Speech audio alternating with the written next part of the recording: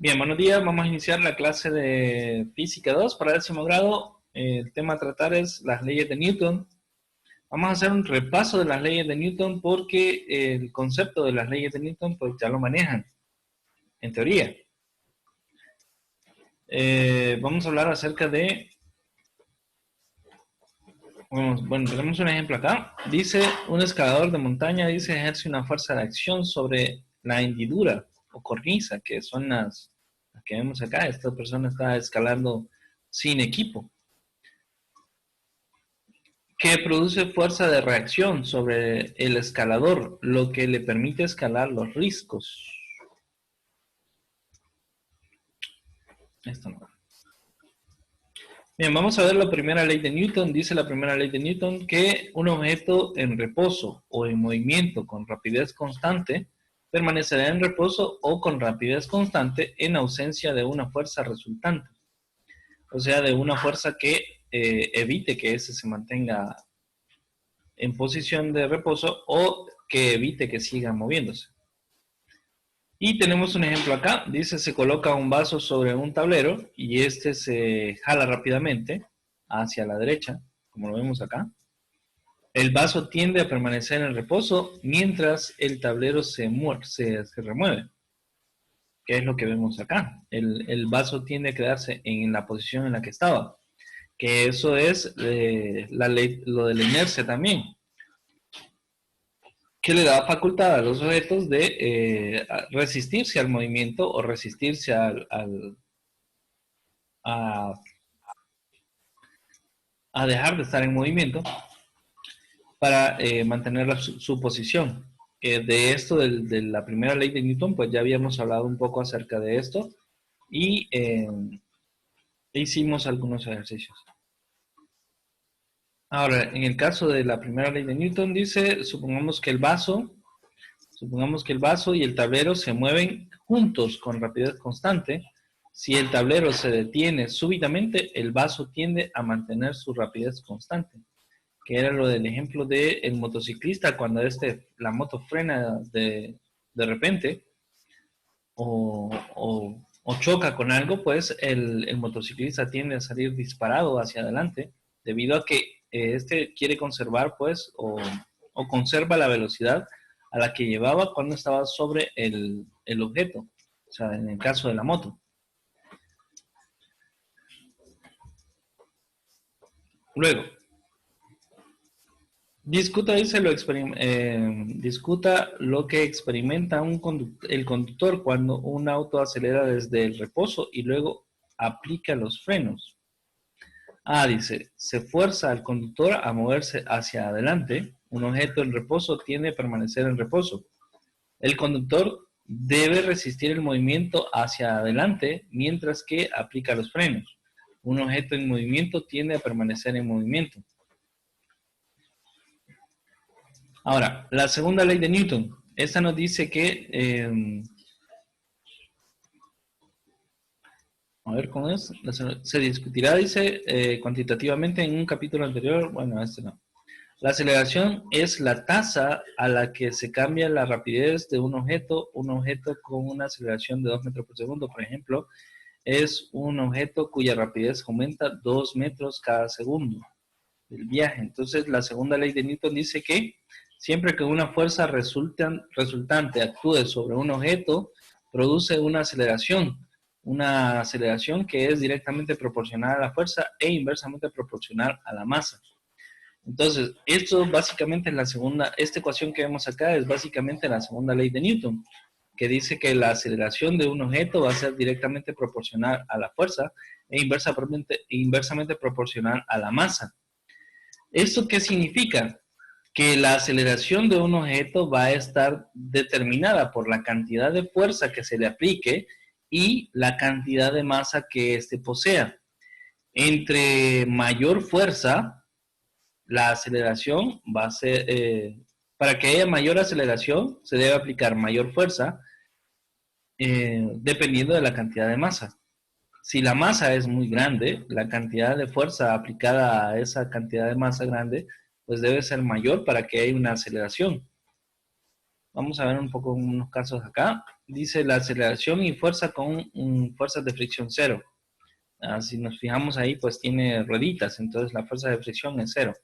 Empujar el carro, dice, con el doble de fuerza, produce el doble de aceleración. 3 veces la fuerza típica de la aceleración. Perdón, 3 veces la fuerza triplica la aceleración. Ahora, empujar 2 carros con la misma fuerza produce la mitad de la aceleración. La aceleración varía inversamente con la cantidad de materia, o sea, la masa. Y aquí tenemos ya tenemos la tercera ley de Newton. Con respecto a la segunda ley de Newton, eso quedó claro, ¿verdad? En el caso de la primera ley de Newton, pues, dice que los objetos tienden a permanecer en reposo o en movimiento si no hay una fuerza que haga que esto cambie, ¿verdad? Un objeto se va a mantener en reposo si no hay nada que haga que este objeto se mueva. Y un objeto va a permanecer en movimiento si no hay una fuerza también que lo haga que se frene y que cambie de su estado de movimiento a reposo. En el caso de la segunda ley, dice que la aceleración va a ser proporcional a la fuerza, pero inversamente proporcional a la masa. Lo que quiere decir que para que haya aceleración se debe aplicar una fuerza, pero eso también depende de la cantidad de masa que posea el objeto que vamos a mover. Si el objeto tiene mucha masa, pues la aceleración para moverlo, para darle aceleración, debe ser muy alta. Si el objeto es pequeño, pues la fuerza que se debe aplicar para que el objeto acelere debe ser menor. Ahora, con respecto a la tercera ley de Newton, y esta es una ley bien interesante que dice que para cada fuerza de acción debe haber una fuerza de reacción igual y opuesta. Entonces, vemos acá el caso de un alpinista, una persona que está subiendo por una cuerda. Dice que este está haciendo una fuerza para subir en dirección al techo, pero siempre hay una fuerza que lo está jalando hacia el suelo, hacia el piso, que en este caso pues es su propio peso, que está interactuando con la gravedad de nuestro planeta y eso pues hace que haya una cierta fuerza que está inversa hacia el techo.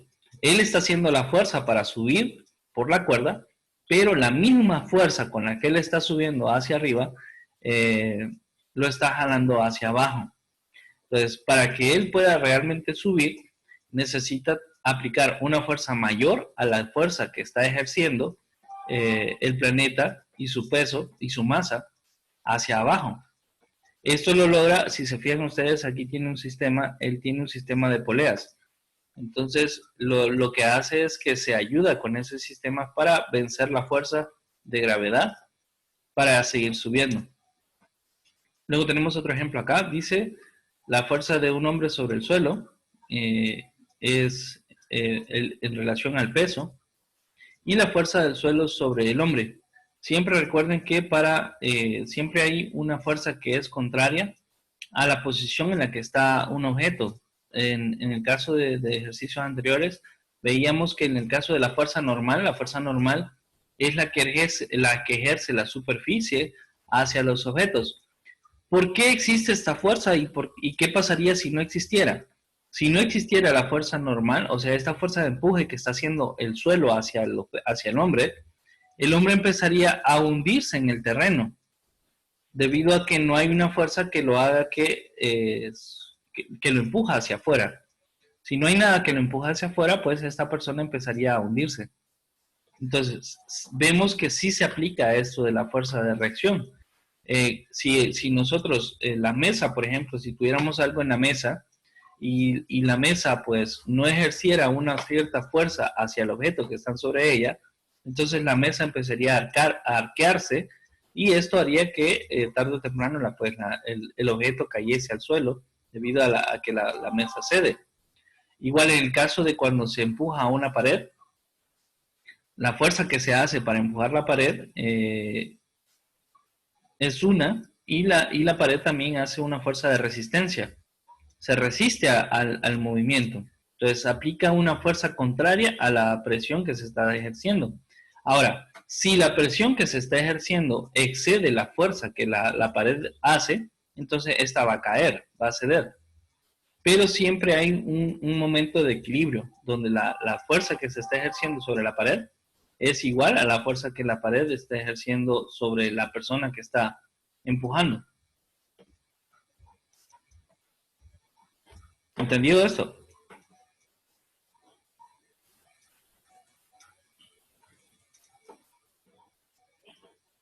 Ok, y aquí tenemos otros ejemplos, por ejemplo, en una carrera realmente no le recuerdo cómo se llama ese deporte, pero es similar a lo de las carreras de carrozas, donde son empujadas por caballos. Entonces, vemos aquí que la fuerza del caballo está empujando hacia adelante, pero la carreta tiende a empujar hacia atrás.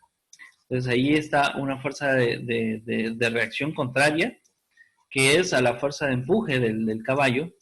La fuerza de empuje del caballo es hacia el frente, mientras que la carreta está empujando hacia atrás, porque se está resistiendo al movimiento. Entonces crea una fuerza contraria a la fuerza que está ejerciendo el caballo. Para que el caballo pueda realmente empujar la carreta, que en este caso no es una carreta, sino que es otro vehículo, pues tiene que sobrepasar la fuerza de reacción que se está ejerciendo en este caso, pero eso se puede calcular. Igual en el caso de la mesera mantiene las botellas y los vasos en la charola y para eso debe aplicar una fuerza. En este caso, la fuerza que es hacia arriba y la fuerza de acción y de reacción son la misma. Eso hace que la bandeja no suba más ni tampoco baje hacia el suelo. Entonces aquí vemos una estabilidad donde la fuerza de acción es igual a la fuerza de reacción.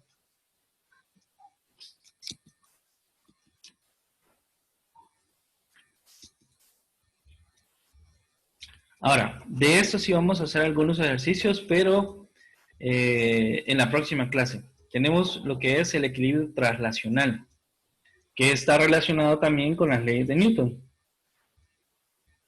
Específicamente con la segunda ley de Newton. Se dice que un objeto está en equilibrio traslacional si y solo si no existen fuerzas resultantes. O sea que esto significa que la suma de todas sus fuerzas actuando es cero.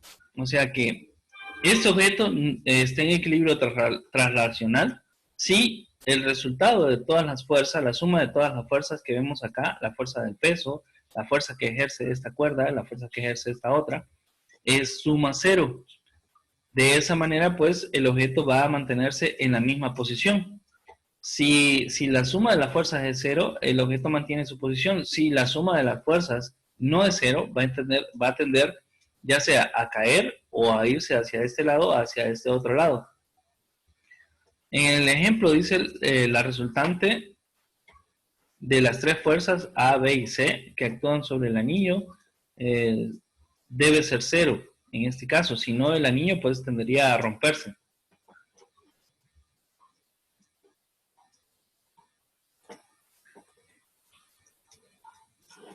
Ahora vamos a ver lo de las fuerzas. Dice, visualización de las fuerzas. Los diagramas de fuerza son necesarios para estudiar objetos en equilibrio. No confunda fuerzas de acción con fuerzas de reacción. Las fuerzas de acción son cada una sobre el anillo. Dice que tenemos acá la fuerza A, que es relación al techo, la fuerza B, que también es relación al techo, y la fuerza C, que es en relación al peso.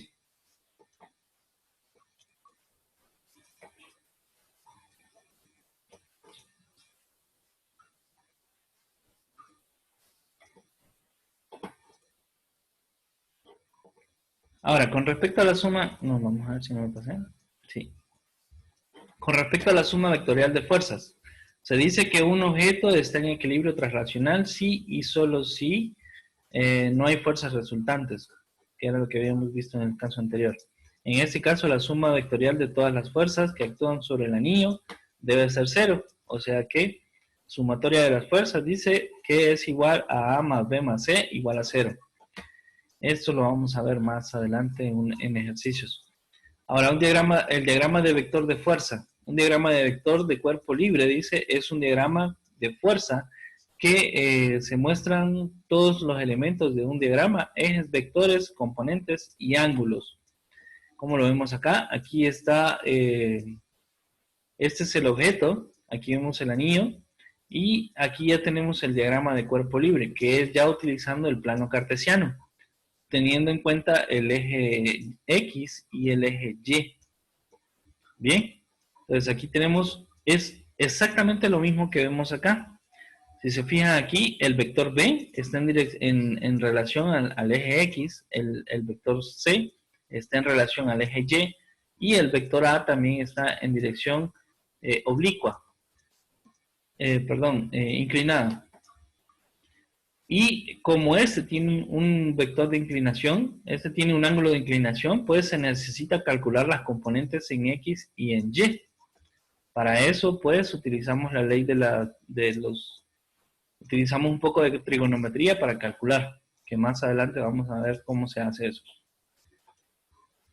Ahora, para hacer diagramas de cuerpo libre, lea primero el problema, dice, dibuje y etiquete un esquema.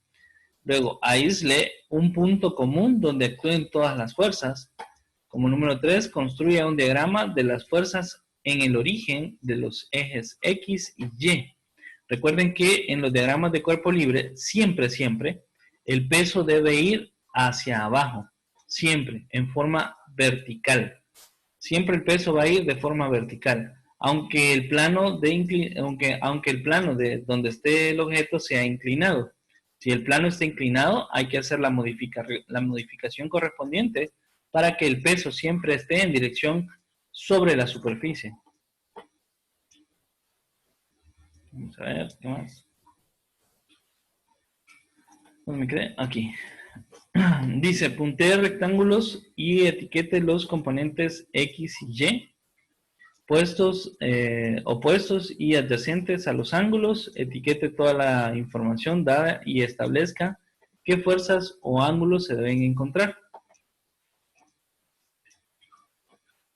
Primero dice, aislar el punto, que sería el punto central. Luego dibuje los ejes X y Y, que serían estos que vemos acá. Y luego dibuje los vectores, dice, que ya los vemos aquí dibujados. Etiquete los componentes. Estos serían los componentes en X, componentes en Y. Muestre toda la información dada. Bien, equilibrio translacional. Estos son ya para los ejercicios de equilibrio translacional. Dice que la primera condición para el equilibrio es que no debe haber fuerzas resultantes. O sea que todas las fuerzas deben ser cero. La suma de todas las fuerzas deben ser cero. Si ya hay un valor resultante, pues ya no hay un equilibrio translacional. Esto significa que la suma de todas las fuerzas actúan en cero. Entonces, o sea que la suma de todas las fuerzas en el componente X deben ser cero y la suma de todas las fuerzas en el componente Y deben ser cero, igual.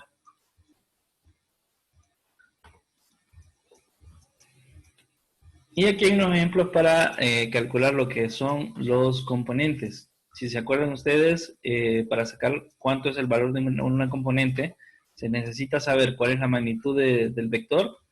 Y en el caso del coseno, se hace cuando es en el lado adyacente. Como vemos acá, aquí nos están mostrando este vector que tenemos acá, el vector A, que es este que tiene un ángulo de 40 grados. En el lado adyacente, que sería este acá, está bajo el ángulo, por eso se le saca coseno. Siempre que es el lado opuesto, se le saca el seno. Entonces, por eso vemos acá que a la componente en Y se le saca seno. Ahora, para calcular esta componente utilizamos de base esta otra componente. Entonces, esta misma componente vamos a utilizarla como base acá. Y el ángulo va a ser el mismo en los dos casos. Entonces, tenemos que, para calcular la componente en X, es la magnitud del vector por coseno de 40 y para calcular la componente en Y es la magnitud del vector por el seno de 40. Bien. Ahora, en el caso del vector B, si se fijan aquí, pues no tiene ningún grado de inclinación. Entonces, en el caso de la componente en X, va a ser igual a la magnitud del vector únicamente. Ahora, como no hay ningún grado de inclinación, entonces la componente en Y es 0, porque no hay inclinación ninguna. Entonces, aquí está más sencillo, porque aquí solo tenemos que tomar la magnitud del vector y esa es la magnitud de la componente en X. Bien, ese es el valor de la componente en X. La componente en Y pues no tendría valor porque no tiene inclinación. En el caso de la magnitud, para calcular este vector C, que es en relación al peso, igual este vector, como vemos acá, no hay inclinación alguna. Entonces, la componente en X, como no hay inclinación ni hacia acá ni hacia acá, entonces la componente en X va a ser 0, mientras que la componente en Y va a ser igual a la magnitud del vector. ¿Entendido esto? ¿O explico de nuevo?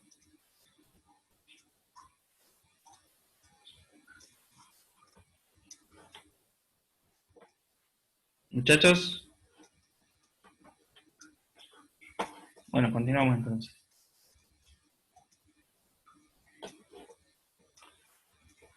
Bien, dice, dado que A y B son perpendiculares, se puede encontrar el número de ángulos θ con geometría. Esto lo vamos a hacer más adelante.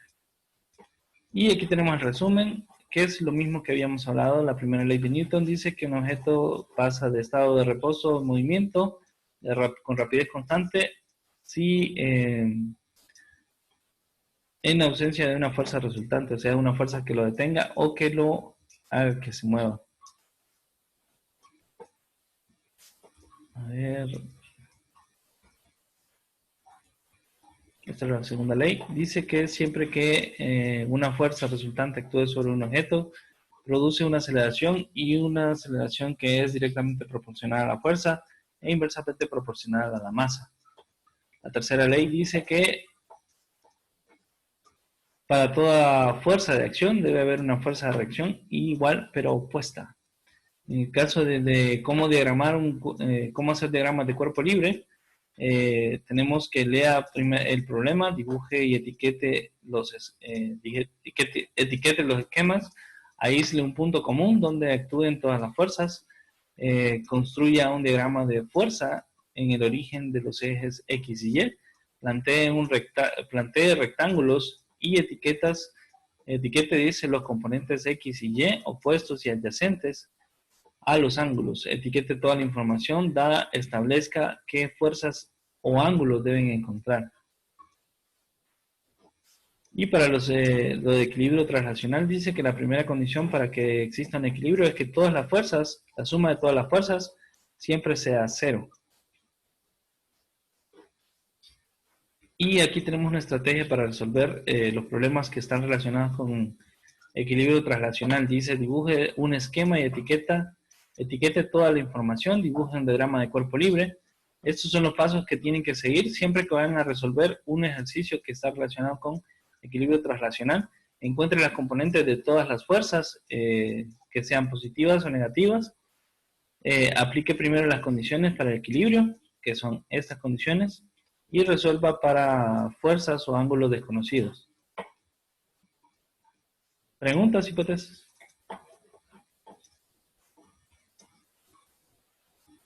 ¿No? Bueno, pues nos quedamos acá hasta la próxima clase, que sería de biología, creo. Nos vemos.